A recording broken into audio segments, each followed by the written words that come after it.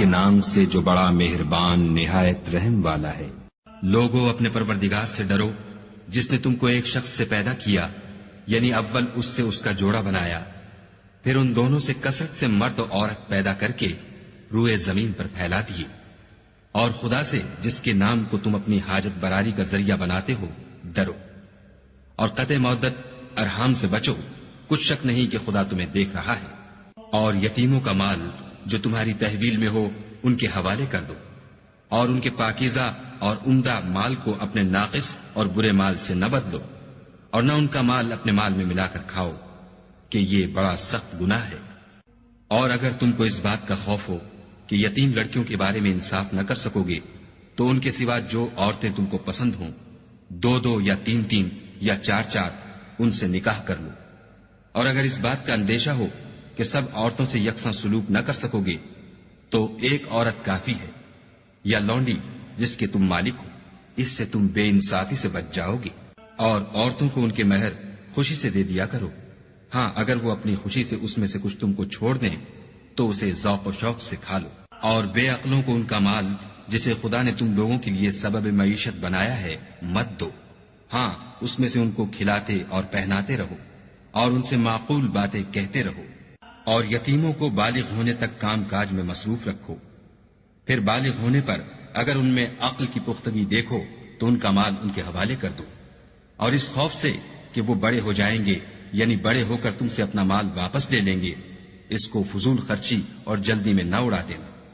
جو شخص آسودہ حال ہو اس کو ایسے مال سے قطعی طور پر پرہیز رکھنا چاہیے، اور جو بے مقدور ہو وہ مناسب طور پر یعنی بقدر خدمت کچھ لے لے، اور جب ان کا مال ان کے حوالے کرنے لگو تو گواہ کر لیا کرو، اور حقیقت میں تو خدا ہی گواہ اور حساب لینے والا کافی ہے۔ جو مال ماں باپ اور رشتہ دار چھوڑ مریں، تھوڑا ہو یا بہت، اس میں مردوں کا بھی حصہ ہے اور عورتوں کا بھی، یہ حصے خدا کے مقرر کیے ہوئے ہیں۔ اور جب میراث کی تقسیم کے وقت غیر وارث رشتہ دار اور یتیم اور محتاج آ جائیں تو ان کو بھی اس میں سے کچھ دے دیا کرو، اور شیریں کلامی سے پیش آیا کرو۔ اور ایسے لوگوں کو ڈرنا چاہیے جو ایسی حالت میں ہوں کہ اپنے بعد ننھے بچے چھوڑ جائیں، اور ان کو ان کی نسبت خوف ہو کہ ان کے مرنے کے بعد ان بیچاروں کا کیا حال ہوگا۔ بس چاہیے کہ یہ لوگ خدا سے ڈریں اور معقول بات کہیں۔ جو لوگ یتیموں کا مال ناجائز طور پر کھاتے ہیں وہ اپنے پیٹ میں آگ بھرتے ہیں اور دوزخ میں ڈالے جائیں گے۔ خدا تمہاری اولاد کے بارے میں تم کو ارشاد فرماتا ہے کہ ایک لڑکے کا حصہ 2 لڑکیوں کے حصے کے برابر ہے، اور اگر اولاد میت صرف لڑکیاں ہی ہوں یعنی 2 یا 2 سے زیادہ تو کل ترکے میں ان کا 2/3، اور اگر صرف ایک لڑکی ہو تو اس کا حصہ نصف، اور میت کے ماں باپ کا یعنی دونوں میں سے ہر ایک کا ترکے میں 6واں حصہ، بشرطے کہ میت کی اولاد ہو، اور اگر اولاد نہ ہو اور صرف ماں باپ ہی اس کے وارث ہوں تو 1/3 ماں کا حصہ، اور اگر میت کے بھائی بھی ہوں تو ماں کا 6واں حصہ۔ اور یہ تقسیم ترکہ میت کی وصیت کی تعمیل کے بعد جو اس نے کی ہو یا قرض کے ادا ہونے کے بعد جو اس کے ذمے ہو عمل میں آئے گی۔ تم کو معلوم نہیں کہ تمہارے باپ دادوں اور بیٹوں پوتوں میں سے فائدے کے لحاظ سے کون تم سے زیادہ قریب ہے۔ یہ حصے خدا کے مقرر کیے ہوئے ہیں، اور خدا سب کچھ جاننے والا اور حکمت والا ہے۔ اور جو مال تمہاری عورتیں چھوڑ مریں، اگر ان کی اولاد نہ ہو تو اس میں نصف حصہ تمہارا، اور اگر اولاد ہو تو ترکے میں تمہارا حصہ 1/4، لیکن یہ تقسیم وصیت کی تعمیل کے بعد جو انہوں نے کی ہو یا قرض کے ادا ہونے کے بعد جو ان کے ذمے ہو کی جائے گی۔ اور جو مال تم مرد چھوڑ مرو اگر تمہارے اولاد نہ ہو تو تمہاری عورتوں کا اس میں 1/4 حصہ، اور اگر اولاد ہو تو ان کا 8واں حصہ۔ یہ حصے تمہاری وصیت کی تعمیل کے بعد جو تم نے کی ہو اور ادائے قرض کے بعد تقسیم کیے جائیں گے۔ اور اگر ایسے مرد یا عورت کی میراث ہو جس کے نہ باپ ہو نہ بیٹا مگر اس کے بھائی یا بہن ہو تو ان میں سے ہر ایک کا 6واں حصہ، اور اگر ایک سے زیادہ ہوں تو سب 1/3 میں شریک ہوں گے۔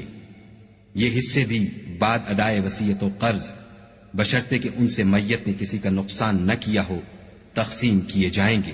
یہ خدا کا فرمان ہے، اور خدا نہایت علم والا اور نہایت حلم والا ہے۔ تمام احکام خدا کی حدیں ہیں، اور جو شخص خدا اور اس کے پیغمبر کی فرما برداری کرے گا خدا اس کو بہشتوں میں داخل کرے گا جن میں نہریں بہ رہی ہیں، وہ ان میں ہمیشہ رہیں گے، اور یہ بڑی کامیابی ہے۔ اور جو خدا اور اس کے رسول کی نافرمانی کرے گا اور اس کی حدوں سے نکل جائے گا اس کو خدا دوزخ میں ڈالے گا جہاں وہ ہمیشہ رہے گا، اور اس کو ذلت کا عذاب ہوگا۔ مسلمانوں، تمہاری عورتوں میں جو بدکاری کا ارتکاب کر بیٹھیں ان پر اپنے لوگوں میں سے 4 شخصوں کی شہادت لو۔ اگر وہ ان کی بدکاری کی گواہی دیں تو ان عورتوں کو گھروں میں بند رکھو یہاں تک کہ موت ان کا کام تمام کر دے یا خدا ان کے لیے کوئی اور سبیل پیدا کرے۔ اور جو 2 مرد تم میں سے بدکاری کریں تو ان کو ایذا دو، پھر اگر وہ توبہ کر لیں اور نیکوکار ہو جائیں تو ان کا پیچھا چھوڑ دو۔ بے شک خدا توبہ قبول کرنے والا اور مہربان ہے۔ خدا انہی لوگوں کی توبہ قبول فرماتا ہے جو نادانی سے بری حرکت کر بیٹھتے ہیں پھر جلد توبہ کر لیتے ہیں، بس ایسے لوگوں پر خدا مہربانی کرتا ہے اور وہ سب کچھ جانتا اور حکمت والا ہے۔ اور ایسے لوگوں کی توبہ قبول نہیں ہوتی جو ساری عمر برے کام کرتے رہیں یہاں تک کہ جب ان میں سے کسی کی موت آ موجود ہو تو اس وقت کہنے لگے کہ اب میں توبہ کرتا ہوں۔ اور نہ ان کی توبہ قبول ہوتی ہے جو کفر کی حالت میں مرے۔ ایسے لوگوں کے لیے ہم نے عذاب علیم تیار کر رکھا ہے۔ مومنو، تم کو جائز نہیں کہ زبردستی عورتوں کے وارث بن جاؤ، اور دیکھنا اس نیت سے کہ جو کچھ تم نے ان کو دیا ہے اس میں سے کچھ لے لو۔ انہیں گھروں میں مت روک رکھنا، ہاں اگر وہ کھلے طور پر بدکاری کی مرتکب ہوں تو روکنا نامناسب نہیں، اور ان کے ساتھ اچھی طرح سے رہو سہو۔ اگر وہ تم کو ناپسند ہوں تو عجب نہیں کہ تم کسی چیز کو ناپسند کرو، اور خدا اس میں بہت سی بھلائی پیدا کر دے۔ اور اگر تم ایک عورت کو چھوڑ کر دوسری عورت کرنا چاہو، سمال دے چکے ہو تو اس میں سے کچھ مت لینا، بھلا تم ناجائز طور پر اور صریح ظلم سے اپنا مال اس سے واپس لوگے؟ اور تم دیا ہوا مال کیوں کر واپس لے سکتے ہو جبکہ تم ایک دوسرے کے ساتھ صحبت کر چکے ہو، اور وہ تم سے عہد واسق بھی لے چکی ہیں۔ اور جن عورتوں سے تمہارے باپ نے نکاح کیا ہو ان سے نکاح نہ کرنا مگر جاہلیت میں جو ہو چکا سو ہو چکا۔ یہ نہایت بے حیائی اور خدا کی ناخوشی کی بات تھی اور بہت برا دستور تھا۔ تم پر تمہاری مائیں اور بیٹیاں اور بہنیں اور پھوپھیاں اور خالائیں اور بھتیجیاں اور بھانجیاں اور وہ مائیں جنہوں نے تم کو دودھ پلایا ہو اور رضائی بہنیں اور ساسیں حرام کر دی گئی ہیں۔ اور جن عورتوں سے تم مباشرت کر چکے ہو ان کی لڑکیاں جنہیں تم پرورش کرتے ہو وہ بھی تم پر حرام ہیں، ہاں اگر ان کے ساتھ تم نے مباشرت نہ کی ہو تو ان کی لڑکیوں کے ساتھ نکاح کر لینے میں تم پر کچھ گناہ نہیں۔ اور تمہارے صلبی بیٹوں کی عورتیں بھی اور 2 بہنوں کا اکٹھا کرنا بھی حرام ہے، مگر جو ہو چکا سو ہو چکا، بے شک خدا بخشنے والا اور رحم والا ہے۔ اور شوہر والی عورتیں بھی تم پر حرام ہیں مگر وہ جو اسیر ہو کر لونڈیوں کے طور پر تمہارے قبضے میں آ جائیں۔ یہ حکم خدا نے تم کو لکھ دیا ہے، اور ان محرمات کے سوا اور عورتیں تم کو حلال ہیں اس طرح سے کہ مال خرچ کر کے ان سے نکاح کر لو، بشرطے کہ نکاح سے مقصود عفت قائم رکھنا ہو، نہ شہوت رانی۔ تو جن عورتوں سے تم فائدہ حاصل کرو ان کا مہر جو مقرر کیا ہو ادا کر دو، اور اگر مقرر کرنے کے بعد آپس کی رضامندی سے مہر میں کمی بیشی کر لو تو تم پر کچھ گناہ نہیں، بے شک خدا سب کچھ جاننے والا اور حکمت والا ہے۔ اور جو شخص تم میں سے مومن آزاد عورتوں یعنی بیویوں سے نکاح کرنے کا مقدور نہ رکھے تو مومن لونڈیوں ہی سے جو تمہارے قبضے میں آ گئی ہوں نکاح کر لی، اور خدا تمہارے ایمان کو اچھی طرح جانتا ہے۔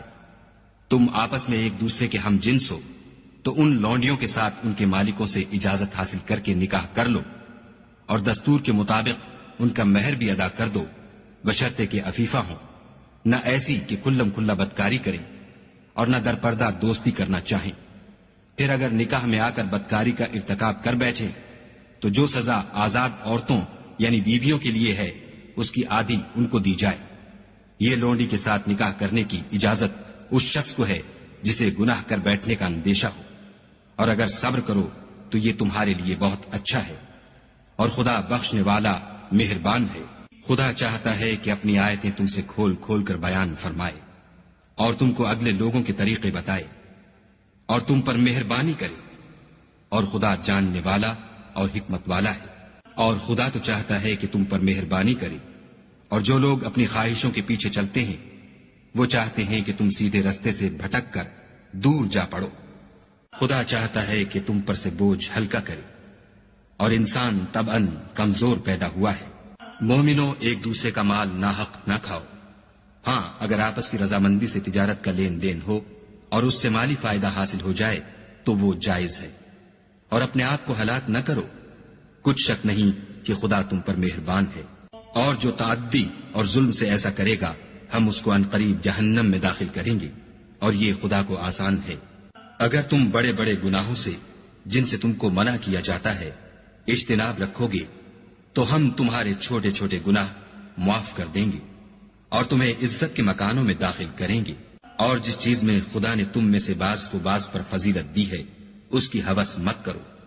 مردوں کو ان کاموں کا ثواب ہے جو انہوں نے کیے، اور عورتوں کو ان کاموں کا ثواب ہے جو انہوں نے کیے، اور خدا سے اس کا فضل و کرم مانگتے رہو. کچھ شک نہیں کہ خدا ہر چیز سے واقف ہے. اور جو مال ماں باپ اور رشتہ دار چھوڑ مریں تو حقداروں میں تقسیم کر دو کہ ہم نے ہر ایک کے حقدار مقرر کر دیے ہیں. اور جن لوگوں سے تم عہد کر چکے ہو ان کو بھی ان کا حصہ دو. بے شک خدا ہر چیز کے سامنے ہے. مرد عورتوں پر مسلط و حاکم ہیں، اس لیے کہ خدا نے بعض کو بعض سے افضل بنایا ہے، اور اس لیے بھی کہ مرد اپنا مال خرچ کرتے ہیں تو جو نیک بیویاں ہیں وہ مردوں کے حکم پر چلتی ہیں اور ان کے پیٹھ پیچھے خدا کی حفاظت میں مال و آبرو کی خبرداری کرتی ہیں. اور جن عورتوں کی نسبت تمہیں معلوم ہو کہ سرکشی اور بدخوئی کرنے لگی ہیں تو پہلے ان کو زبانی سمجھاؤ. اگر نہ سمجھیں تو پھر ان کے ساتھ سونا ترک کر دو. اگر اس پر بھی باز نہ آئیں تو زد و کوب کرو، اور اگر فرما بردار ہو جائیں تو پھر ان کو ایذا دینے کا کوئی بہانہ مت ڈھونڈو. بے شک خدا سب سے اعلیٰ اور جلیل القدر ہے. اور اگر تم کو معلوم ہو کہ میاں بیوی میں انبن ہے تو ایک منصف مرد کے خاندان میں سے اور ایک منصف عورت کے خاندان میں سے مقرر کرو. وہ اگر صلح کرا دینی چاہیں گے تو خدا